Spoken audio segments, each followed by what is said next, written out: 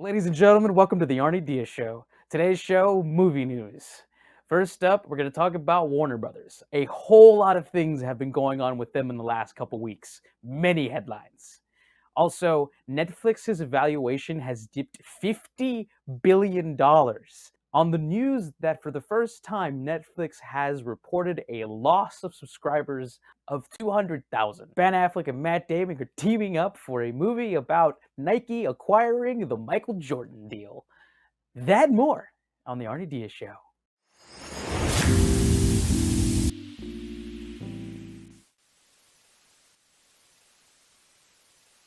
First up, I'm going to talk about Warner Brothers. Now, Warner Brothers has gone through a lot of stuff in the last couple weeks. I'm going to read a couple articles, mostly from Variety, but a couple places around the net about a couple of these things going on. First, I'm going to talk about the acquisition of Warner Media by Discovery. This comes from Variety. Quote, Discovery closed its $43 billion deal for Warner Media. Before the merger closed, head of Discovery vetted candidates with experience in creating and nurturing blockbuster intellectual property with the goal of potentially finding someone to serve as a creative and strategic czar, similar to what Marvel has in Kevin Feige. The CEO of Discovery, combined companies, and top leadership have been toying with the idea of turning DC into its own solidified content vertical, the source said. Now, what essentially that means, and what a lot of other outlets are reporting, is that after the acquisition of Warner Media, Discovery has decided that they are going to completely revitalize the entire DC IP, since that is the most profitable portion of Warner Media's assets. The head of Discovery trying to find a Kevin Feige-like figure, Kevin Feige being the mastermind producer of all of the Marvel movies since Iron Man, makes sense. You want to have some kind of cohesive story. And I think that's the one thing that DC has just been missing, complete cohesiveness. And lately they have decided to completely forego cohesiveness completely and make all of their movies take place in different universes. And all that allows them to do a lot of things, like bring back old Batman that are going to happen in the Flash movie if it gets released. We'll talk about that in a second as well. Wild things happening at DC and Warner Media. This article also goes on to state that they are looking to do a full clean house of Warner Media to redo things in some sort of new image. Now, that said, the global box office for Matt Reeves' Batman has totaled 750 million, meaning that the Batman IP is strong and still doing well in 2022. And that's the global amount that it's gained. So around the planet, Batman is still at play. So it's interesting to think what they might do with what's happening in the DC universe right now. So Disney has seen fit to kind of both do everything at once and then bring everything together at the same time. They were going to do this with the Flash movie, which, by the way, also has its own new headline. The actor who plays the Flash, Ezra Miller, has been arrested again in the last 60 days for disorderly conduct and assault in the second degree. Now, if you have listened to any of the tabloids or anything on any headline pages, you have heard of Ezra Miller's troubles.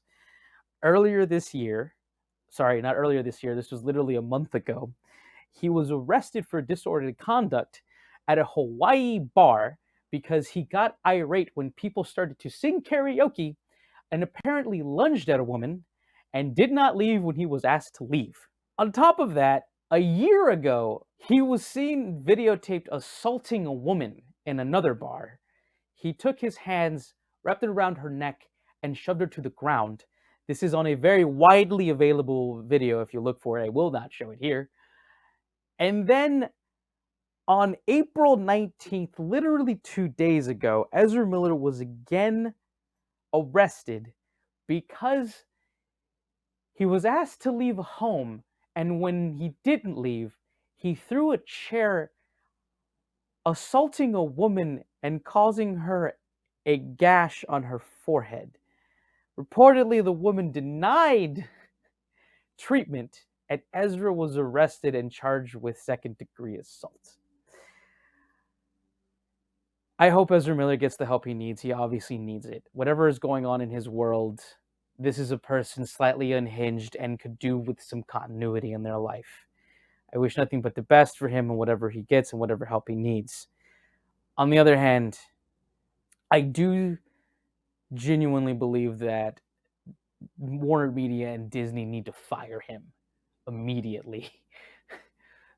They have kind of stood idly by with what happened in the past a year ago, and then what happened a few months ago, because Ezra Miller is also in The Secrets of Dumbledore, the Fantastic Beast movie that was just released a couple days ago.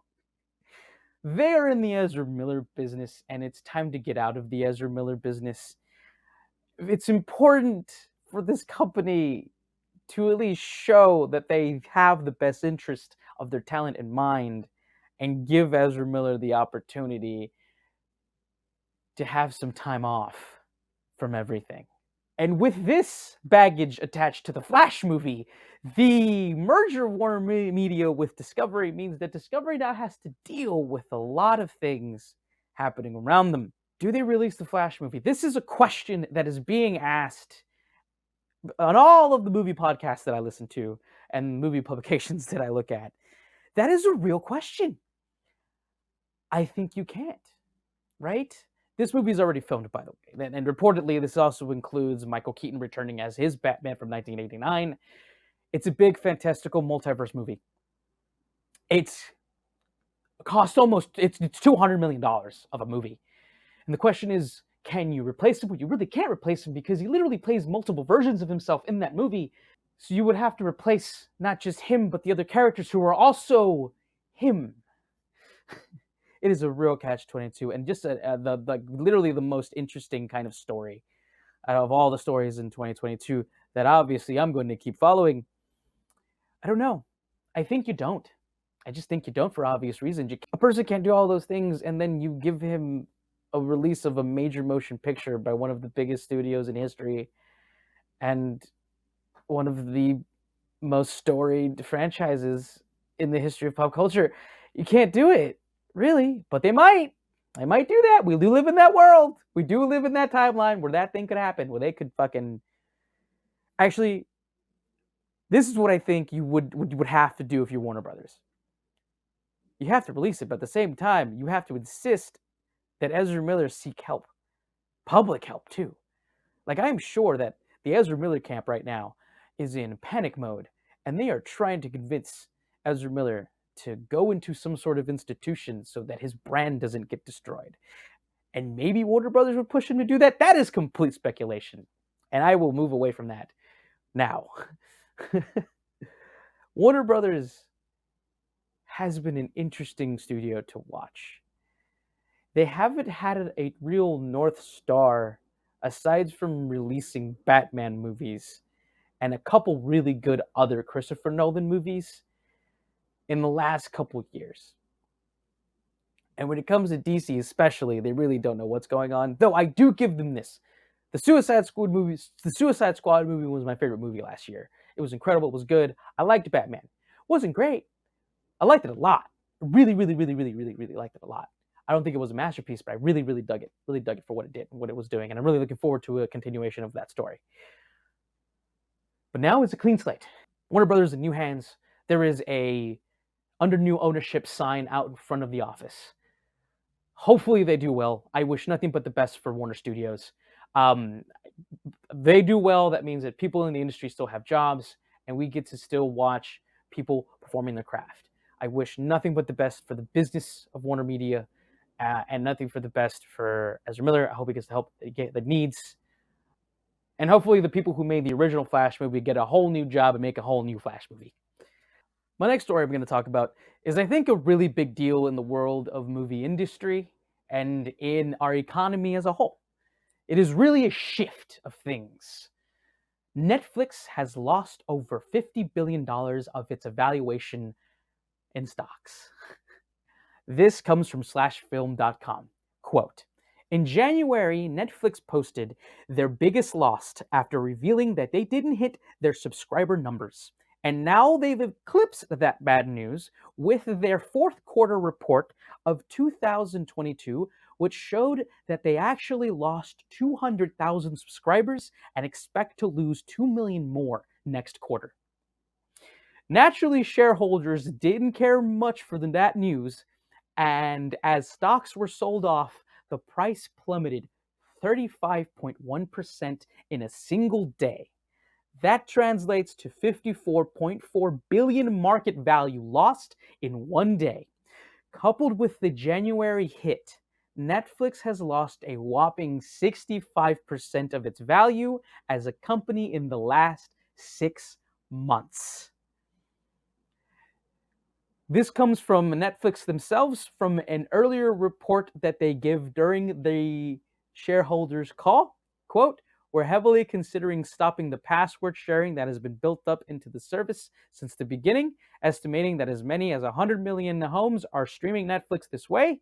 They're considering a less expensive tier that would force you to watch ads." Wow. I have been watching the streaming wars, and this for sure signals a huge sea change in the world and industry of streaming. One of the biggest things that I have read about what has happened to Netflix is the fact that they are a media industry company that does not have any other ways of making revenue except for only creating media. For example, Disney has parks. Amazon is Amazon. Even Warner Brothers licensed a lot of its IP to theme parks as well. Netflix does not have any of those integrations. Now, it is also being reported that Netflix is going to try to turn the sea on this by branching out into other things, notably video games and microtransactions within those video games. Also, what I'm seeing is that there is this kind of large sea of people who do believe that Netflix was just overvalued for a very long time.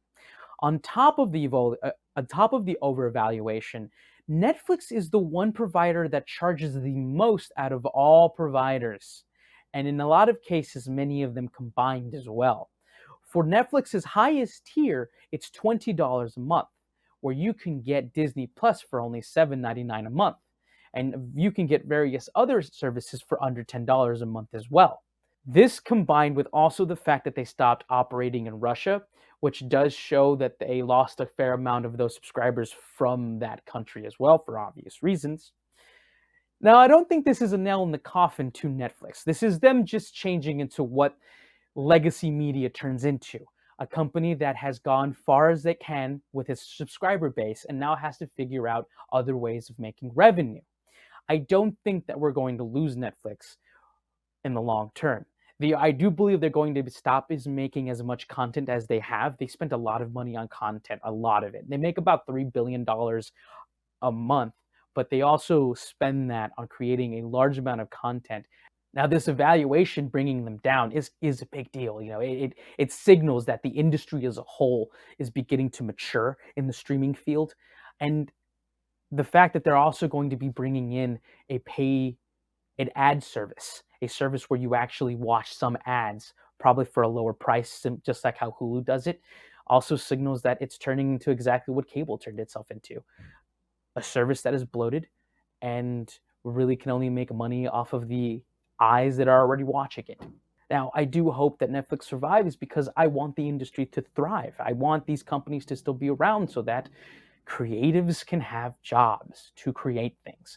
I think that the advent of streaming services have caused us to not go to theaters as much, but it has also, I think, garnered an explosion in opportunities for creatives across the creative fields. I think a giant market for media is important for people who make media to have jobs. I honestly think that it's probably a good time to buy stock in Netflix if you're looking for long-term gains after a certain amount of time. There are analysts that believe that the stock's going to dip even further, so I'd probably wait a little bit. Now, don't take any any investment advice from me, but I do think that it's going to fall, but then it's going to eventually crest up again because things are going to stabilize. Netflix is a gigantic company; it's not going to go away. And maybe it coming down in evaluation doesn't mean that it'll never come up in evaluation at some point. Just to say, a good dip is a good dip. buy when you can. Our next story, a little bit of a funner story, and a story that I'm just kind of really excited about. Matt Damon and Ben Affleck are going to join forces to make a sports movie of sorts, and Ben Affleck is going to direct it. Now, I believe that Ben Affleck is a fantastic director. His movies have all been great. Even Live by Night was, I think, a solid picture. The man just knows how to make a movie. And there, for a minute there, he went through some things, as a lot of people do. But he seems to be coming on the other side of the things that he was going through. Seemingly a new life and a new wife. Congratulations to him and JLo. Um, and Matt Damon and Ben Affleck have been a wonderful team. Good Will Hunting is a fantastic movie. I think those two work well together. I'm excited to see Ben Affleck's next directorial debut. I'm excited to see the next thing that Ben Affleck does that's not a Bourne movie. And the story is interesting as well. It is the story of Nike, and Ben Affleck is apparently going to be playing the head of Nike, and then Matt Damon is going to be playing someone on the Chicago Bulls team or somebody in the world of the NBA. I'm not exactly 100% sure on that synopsis. I'll read it in a second. But they're going to be doing a movie about the acquisition of the Michael Jordan deal, which is the most successful endorsement deal in history. I mean, it literally saved Nike and made Jordan a billionaire, and really kind of gave rise to the current sneaker market that is around right now, which, by the way, sneaker market, way better than having Netflix stock or crypto. It definitely survives. It is astonishing the way the sneaker market kind of lives and breathes in kind of its own layer, but it is real. And Michael Jordan deal with Nike definitely was the impetus for most of that. I'm excited to see what kind of movie they come up with. I kind of see it being kind of like I kind of see it as being maybe Jerry Maguire mixed with Moneyball. I don't know. I'm excited to see it. I want to see what Ben Affleck can do in a sports context. I'm excited to see him stray away from the regular fare that he does, gangster movies or government agent movies, into something that's a little bit more private sector wise. I'm excited to see that. I hope it's a fun movie. I think it's going to be good. These two people, I think that Ben Affleck is coming off of a lull and he wants to come back strong. And I think Matt Damon is coming off some really successful movies. Martian's a fantastic flick, but he hasn't had a lot of really big successes lately. So I think both of these guys coming together to kind of revitalize their current status in Hollywood to do something really cool together is exciting to me, and I really want to see it. Thank you so much for watching. My name is Arnie Diaz. This is the Arnie Diaz Show. I am Arnie Diaz89 on all the social media platforms. I just did a review of Everything Everywhere All at Once. That's a fantastic movie. Also, I'm about to do a review about The Northman. I'm going to watch that today.